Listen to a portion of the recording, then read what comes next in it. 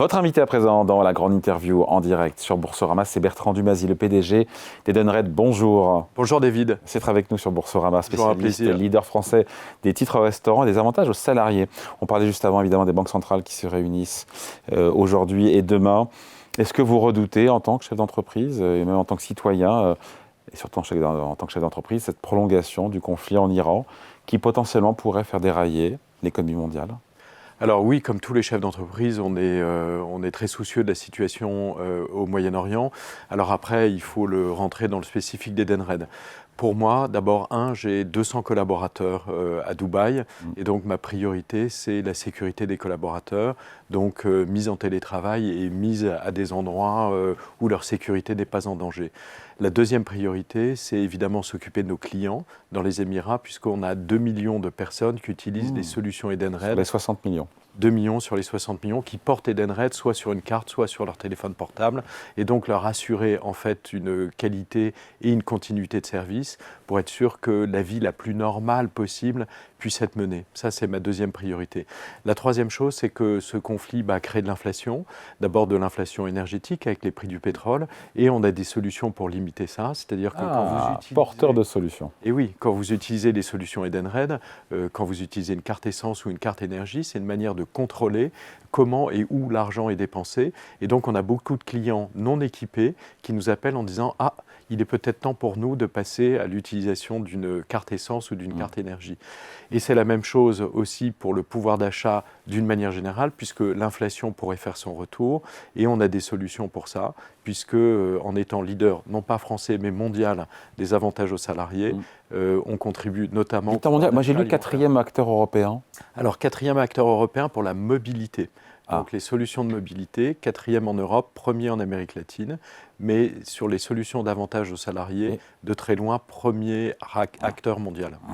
Donc vous suivez la situation au jour le jour. On le suit de très près, puis c'est un autre impact aussi sur l'évolution des taux d'intérêt, puisque comme toutes les entreprises, on se finance sur les marchés financiers, et donc l'évolution... On sent une tension sur les taux. Alors les taux souverains, je n'ai pas regardé les taux corporate, mais sur les taux souverains, globalement, on a pris entre 30 et 40 points de base. Ce qui n'est pas rien en 15 jours. Ouais. Il se trouve que nous, le refinancement de l'année a été fait il y a à peu près il y a quelques mois. Donc, bien vous en a pris. Bien nous en a pris. Bon, donc vous suivez ça au jour le jour, vos collaborateurs qui sont sur place, et pas d'impact business à date. Pas d'impact business à date, encore une fois, des opportunités d'accélération, de pénétration de nos produits. Il y a un seul sujet, vraiment moi, qui me soucie, c'est que le capitalisme n'aime pas l'incertitude. Et donc l'incertitude, ça crée de l'incertitude aussi chez nos clients. Ouais. Et comme on est sur des marchés qui sont largement sous-pénétrés, il s'agit pour nous de convaincre des clients d'utiliser encore plus les solutions Edenred. Quand il y a de l'incertitude, cet effort est un peu plus difficile. En termes de, pardon, c'est assez concret, mais est-ce que vous levez le pied sur certains voyages ? Est-ce qu'il y a des décisions d'investissement qui sont mis en stand-by ? Alors sur les voyages, oui, on fait très attention. Donc moi, par exemple, je suis censé être en Turquie et à Dubaï au mois d'avril. Et pour l'instant, les voyages sont maintenus, mais on décidera à la dernière minute. Mon devoir, c'est d'être proche des équipes, même quand il y a des drones qui sautent à droite et à gauche, et de leur montrer que la vie continue et on doit aller de l'avant. Donc je pense que le chef a un devoir impératif là-dessus, mais de là à se mettre totalement en danger, il y a une limite, et une limite qu'on évaluera quelques jours avant le départ. Bertrand Dumazy, vous avez publié fin février vos résultats annuels. C'était une année compliquée d'un point de vue des réformes réglementaires qui vous ont été défavorables, on va en parler, le Brésil et l'Italie. Mais vous avez atteint, pour le coup, dans ce contexte-là, tous vos objectifs financiers. On se dit que ça n'a pas dû être facile. C'est un motif de satisfaction, avec autant de vents contraires de face, d'atteindre ces objectifs. Alors, non seulement on les a atteints, mais on les a dépassés. On a dépassé les attentes du marché. Alors, je pense que la leçon qu'on peut en tirer, c'est la grande résilience du groupe. C'est-à-dire qu'effectivement, 6% de croissance du chiffre d'affaires, 11% de croissance du profit opérationnel. Marge d'EBITDA à 41%. En croissance de 200 points de base.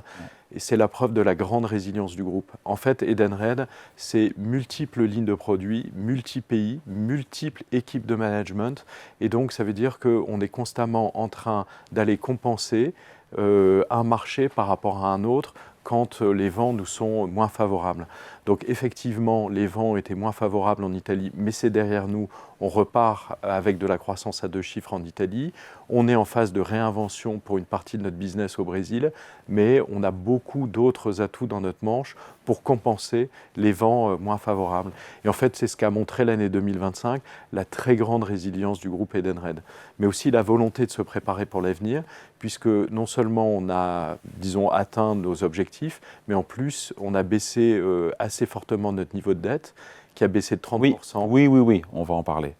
D'ailleurs, je me suis demandé comment vous avez fait, mais on va en parler juste. Sur ce choc des réformes réglementaires sur l'Italie et sur le Brésil, au final, l'addition, entre guillemets, la facture, elle vous coûte combien sur 2025 ? Alors, si on prend une vision statique, après, il faudrait se mettre en dynamique. Mais en Italie, ça nous coûte 120 millions d'euros de profit opérationnel. C'est-à-dire que la redéfinition des règles nous coûte 120 millions d'euros quand on prend la photo à la fin de l'année 2026. Enfin, vous et les autres acteurs du marché aussi. Alors, les 120 millions d'euros, c'est pour nous, oui. Mais la note est aussi chez les autres acteurs du marché. Ça, c'est une vision statique. À partir de là, on est reparti en croissance à 2 chiffres. Pourquoi ? Parce que le marché italien reste très largement sous-pénétré des solutions que nous proposons. Et deuxièmement, le gouvernement, qui veut en fait plus de tickets restaurants en Italie, a redéfini les règles pour assurer la pérennité du système, mais a envoyé aussi un signal très positif, puisque à fin décembre, le Parlement a voté une augmentation de la valeur faciale de 25%. C'est-à-dire que... C'est bon ça. C'est très bon, c'est-à-dire que le gouvernement italien a dit haut et fort, on veut plus de tickets restaurants en Italie. C'est pour ça qu'on sait qu'on a de la bonne croissance à aller chercher en Italie sur un système qui a été redéfini, qui n'avait pas été redéfini depuis 30 ans. Les nouvelles règles ont été posées, à nous de faire fructifier. Donc en Italie, il n'y a plus de mauvaises surprises maintenant, c'est fini. Maintenant, on repart sur de nouvelles bases. Exactement. Et en même temps, avec un prix facial qui a pris 25%. Donc, exactement. On repart sur de bonnes bases. Alors, la note, on en a payé 60 millions d'euros en 2025. Ouais. Il y a 60 millions d'euros additionnels pour arriver aux 120 millions à fin 2026. Donc, l'année 2026 est une année de rebasage en Italie. Mais on sait que de manière sous-jacente et après 2026, on est reparti pour de la croissance à 2 chiffres. Ouais. Au Brésil, c'est un peu différent. Au Brésil... C'est 10% de votre chiffre d'affaires, je parle sous votre contrôle. Oui. Changement de réglementation, en gros, les commissions versées par les commerçants ont été réduites de moitié, c'est ça ? Non, pas de moitié, on va dire plutôt d'un tiers. D'un tiers, il faut être précis. Ce n'est pas encore en application. Je lisais que vous avez obtenu une suspension du décret, mais un jugement sur le fond arrivera d'ici la fin de l'année. Oui. Donc c'est-à-dire qu'on est toujours vous êtes toujours dans le brouillard, on ne sait pas trop comment tout ça va se solder au final. Alors, entre-temps, la décision de suspension du décret a été suspendue, mais il y a d'autres actions en cours. C'est moins bon pour vous, ça, pour le coup. Alors, je le fais simple. Ouais. On va être au Brésil dans une phase de réinvention. D'abord, d'un point de vue juridique, il y aura des hauts et des bas en fonction des semaines, puisqu'il y a des dizaines d'opérateurs qui sont devant les tribunaux pour contester cette décision qui, encore une fois, n'est pas une loi, mais un décret présidentiel. Ouais. Donc, il y aura des hauts et des bas, une semaine suspension, une autre semaine pas. Les choses vont être un peu erratiques d'ici à la fin de l'année. Dans le fond, ce que souhaite Lula, c'est... Dans le fond, ce que souhaite Lula, c'est être réélu. Et pour être réélu, il y a des mesures qui ne sont pas toujours, on va dire, très rationnelles. Et celle-là, pour le coup, n'est pas très rationnelle. Donc, on va voir d'un point de vue juridique où ça nous emmène, mais quoi qu'il arrive, on est en phase de réinvention au Brésil. Et la facture, pour le coup ? Alors, la facture, en fait, on ne connaît pas le montant exact de la facture, puisque tout va dépendre, en fait, de ce qui va se passer. C'est pour ça que la décision que j'ai prise... Oui. Quand c'est tombé le 11 novembre l'année dernière, donc 2025, c'est-à-dire qu'en 2026, j'ai dit, écoutez, puisque je ne sais pas, considérons que notre worst case vaut 0. Worst case scénario. Est-ce que c'est ça qui va se passer ? La réponse est non. Donc, est-ce qu'on va faire mieux que ce que j'ai dit ? La réponse est oui. Mais dans quelle étendue ? Je ne le sais pas encore. Après, c'est toujours pareil. Verre à moitié vide, on ne sait pas et on prend le worst case. Verre à moitié plein, c'est un très gros marché. Il y a 20 millions de personnes qui sont servies au Brésil. Il devrait y en avoir 40 millions. Donc, à nous de nous réinventer en fonction du nouveau deal qui va être passé au Brésil et de nous redéployer et d'être créatifs. Pour 2026, Bertrand Dumazy, vous êtes optimiste ? Vous êtes réaliste, vous êtes quoi ? Parce que je n'ai pas compris si l'année du rebond, c'était 26 ou 27 pour Edenred. Alors, l'année du rebond, c'est 27. L'année 26, c'est une année où on paye 50% du reste de la note en Italie, et le Brésil, on est en worst case scénario. Donc, malheureusement, 2026 va montrer une évolution négative de notre profit opérationnel, et on a dit entre -8 et -12. 2027, on retourne en croissance à +8, +12. Donc, est-ce que je suis optimiste? La réponse est oui. À nous de faire en sorte de passer cette année 2026 et de s'adapter aux nouvelles règles. Mais oui, je suis très optimiste sur le fond pour Edenred, d'autant plus que, comme je le disais auparavant, Edenred est totalement désendetté. C'est-à-dire que notre niveau de dette correspond à moins d'1 année de profit opérationnel. Ça veut dire qu'Edenred a les moyens de continuer à investir. C'est un signal important d'avoir réduit de 31% votre dette nette. En tout C'est cas, un signal important à envoyer. c'est un signal important pour nous, Edenred, en disant on a les moyens d'investir et on a les moyens de creuser l'écart par rapport à nos concurrents. Sur ces changements de réglementation, vous ne l'avez pas vu venir, je ne vous incrimine pas évidemment, mais Oui. le secteur ne l'a pas vu venir en Italie et au Brésil. Et moi je me dis, si je vois ça comme je me dis, attends, mais si ça se trouve, il y aura d'autres pays où il y a des changements de réglementation. Est-ce que ce n'est pas une épée de Damoclès, ces changements de réglementation, au-dessus du secteur et de vous aussi? On ne l'a pas vu venir, c'est un tout petit peu excessif. C'est une question que je posais. Oui, bien sûr. En fait, au Brésil, on n'est pas d'accord avec l'intensité avec laquelle c'est fait. C'est-à-dire que ça va trop loin en termes de temps qui nous est donné pour nous adapter. Après, sur le fond, est-ce que c'est une bonne idée de rebalancer ce que paye l'employeur par rapport à ce que payent les marchands? Moi, sur le fond, je pense que c'est le meilleur moyen de pérenniser en fait, ces marchés. Il se trouve qu'il y avait 2 marchés dans le monde où structurellement l'employeur ne payait même pas le montant de l'allocation qu'il donnait à l'employé. C'est-à-dire que je suis employeur, je veux donner 100 à Davy Jaco et je payais 98. Donc le marchand payait les 2 qui manquaient, plus la commission d'Edenred. Donc rebalancer ça est probablement la meilleure manière de pérenniser le système pour les 20 Quel est le meilleur équilibre prochaines. de qui doit payer quoi, selon Eh vous? bien, moi, l'employeur doit payer au moins ce qu'il doit à l'employé. D'ailleurs, la réforme en France, qui probablement va être passée au Parlement au cours de l'année 2026, et il faut remercier le gouvernement pour cela, parce que c'est une décision sage, va interdire à un employeur de payer moins que ce qu'il doit donner à l'employé. Ce qui permettra de pas se Juste un petit exemple pour être sûr de bien comprendre. Oui. Un exemple sur un montant fictif. Disons que par an, un employeur en France donne environ 2 000 € de tickets restaurant à son employé. Il pourrait être tenté, via des négociations commerciales, de dire « je ne vais pas payer les 2 000 € à Edenred qui administre l'ensemble du système, mais je vais lui donner 1 980 €. Les 20 € qui manquent, il faut bien que quelqu'un les paye. » Et donc, en interdisant ça, c'est la meilleure manière de faire en sorte que le système soit équilibré entre ce que payent les employeurs et ce que payent... Et qui payait les 20 quand l'entreprise disait « moi je veux... » Nous, on les payait en partie et le marchand le payait en échange du volume qu'on lui apporte. Et donc, la réforme française va interdire cela, ce qui est une très bonne chose pour ne pas se retrouver dans une situation à l'italienne ou à la brésilienne.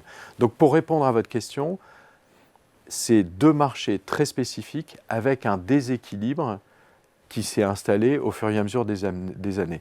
Ce déséquilibre va s'arrêter dans ces 2 pays et ce déséquilibre n'aura pas le temps de s'installer de manière pérenne en France avec la loi. Donc, est-ce qu'il y a des risques de propagation? Il me semble que ces risques sont très limités à partir du moment où le système est rééquilibré dans les temps. Pour les actionnaires, vous les choyez 10%, dividendes en hausse de 10%. C'est important, comme pour la dette, d'envoyer ce signal-là, alors que l'action a connu une zone de turbulence. Oui. Alors, en fait, ce n'est pas vraiment une question de signal, c'est juste une réalité économique. La réalité économique, c'est que nous sommes très générateurs de cash, parce que la maison est bien gérée, et donc, il est normal de rendre une partie de ce cash aux actionnaires, mais il est aussi normal d'en garder une partie pour se désendetter, et d'en garder une partie pour investir énormément. Le montant de nos investissements en tech est de l'ordre de 500 millions € par an. C'est-à-dire, c'est un investissement supérieur à ce qu'on rend aux actionnaires.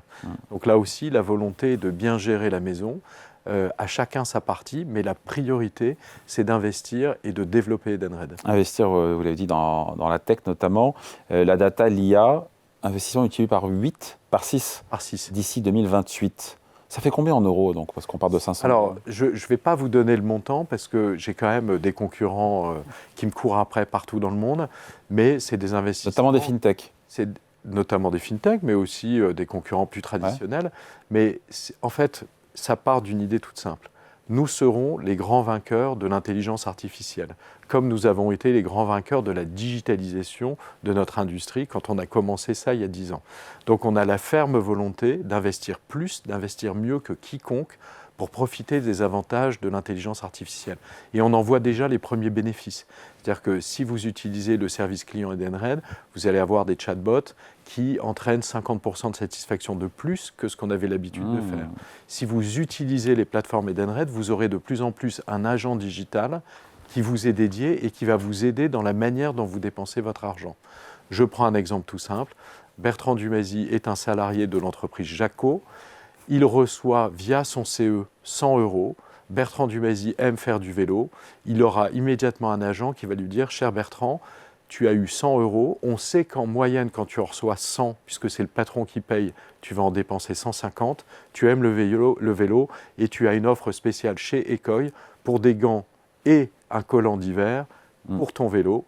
Et c'est le moment d'acheter. » Et ça, c'est une révolution pour utiliser au mieux notre audience qui est très qualifiée. Il y a du vécu dans ce que Bertrand Dumazy raconte parce qu'il fait du vélo le dimanche matin à 6 h du matin. Non, plutôt vers 8 h. Mais oui, c'est bien de ça. D'ailleurs, il y a une belle émission, on va en faire la promotion, une émission qui s'appelle Masterclass, avec Bertrand Dumazy, qui sera diffusée sur Public Sénat ce vendredi à 18 h, et avec plein de jeunes qui sont venus vous interroger sur leur carrière, sur les grands défis économiques. C'est une belle émission donc à découvrir. Et plein de jeunes qui sont formidables. Donc investissons et embauchons. Investissons et embauchons. C'est notre responsabilité. On ne peut pas les laisser tomber. Ouais. Un petit mot, parce qu'on est sur Boursorama, il faut qu'on parle de l'action. L'action qui est toujours en baisse de 40%, enfin qui est en baisse de 40% sur un an. Et je me dis, comment est-ce qu'on fait pour convaincre les investisseurs de revenir sur Edenred? Tout le monde s'est arraché d'Edenred. L'action montait jusqu'à 60 euros en 2023. Ça valait le PER, je me rappelle, était à 16, 18, 20, je ne me souviens plus. Aujourd'hui, le PER est à 8. Oui. C'est 7,5% de rendement, soit dit en passant. Oui. Valeur de croissance et en même temps valeur de rendement. Comment on fait pour qu'il y ait un bon momentum sur l'action? Alors, on s'y emploie. Force est de constater qu'on n'y est pas encore arrivé, mais ça va finir par venir. Le marché a toujours raison, mais pas tous les jours. Moi, je dirais, premièrement, faire preuve de pédagogie, c'est-à-dire expliquer le modèle. Et je pense que les résultats 2025 ont beaucoup œuvré pour redécouvrir les vertus d'Edenred, c'est-à-dire une résilience du fait de toute notre ligne de produits dans tous les pays. Donc une grande résilience. Pour cela, 2025 a été très test. Je dirais que c'est une première chose. La deuxième chose, c'est de donner des perspectives d'investissement et de croissance. C'est-à-dire, est-ce qu'on croit dans l'avenir de croissance profitable et durable d'Edenred et on est capable de l'expliciter? C'est ce que nous faisons. Et ça va finir par payer. Et le déclic, peut-être le déclic qui... Moi, je pense que le premier déclic, ça va être les perturbations régulatoires derrière nous. Oui. C'est-à-dire qu'il faut que cette loi soit votée en France. Elle est passée au test de 3 gouvernements, tout le monde est d'accord. Alors évidemment, à la marge, certains doivent faire des compromis, dont nous, mais cette loi doit être votée en France puisque c'est un marché test et c'est une bonne loi. Donc déjà, ça va aider. Deuxièmement, après 1 ou 2 trimestres au Brésil où on y verra plus clair sur les nouvelles règles et comment on s'adapte à ces nouvelles règles, je pense qu'une fois qu'on aura fait ça, alors les grandes vertus d'Edenred de croissance profitable et durable vont être redécouvertes. Et on le voit, hein, moi je vois des dizaines d'investisseurs partout dans le monde qui me disent « Nous on est prêts à investir, on attend juste le moment où ça va commencer à basculer. » Ouais. Et vous dites quoi en 30 secondes à celles et ceux qui sont rentrés à 30, 40, 50, 60 euros, qui sont actionnaires depuis maintenant plusieurs années? Vous leur dites quoi? Alors je leur dis de rester patients, puisque Edenred a des plans de croissance profitable et durable, et donc le cours finira par rebondir. Donc je leur dis, tant que ça n'est pas vendu, c'est pas perdu. Deuxièmement, en attendant, comme vous l'avez dit, le rendement est très bon. 7,5%. Avec un rendement à 7,5%. Troisièmement, les perspectives sont bonnes. On a ce resetting en 2026, mais ensuite, 2027-2028, c'est le rebond. Et on en est à 40 trimestres à peu près consécutifs où on a dit ce qu'on fait et on fait ce qu'on dit. Donc on a un track record qui plaide quand pour même, voilà, qui plaide pour nous. Eh ben, Donc écoutez, je leur demande patience et amour pour Edenred qui le mérite. allez, merci à vous. Bertrand Dumazy, donc, invité de la grande interview en direct sur Boursorama, le PDG d'Edenred. Toujours un plaisir. Merci David. À bientôt.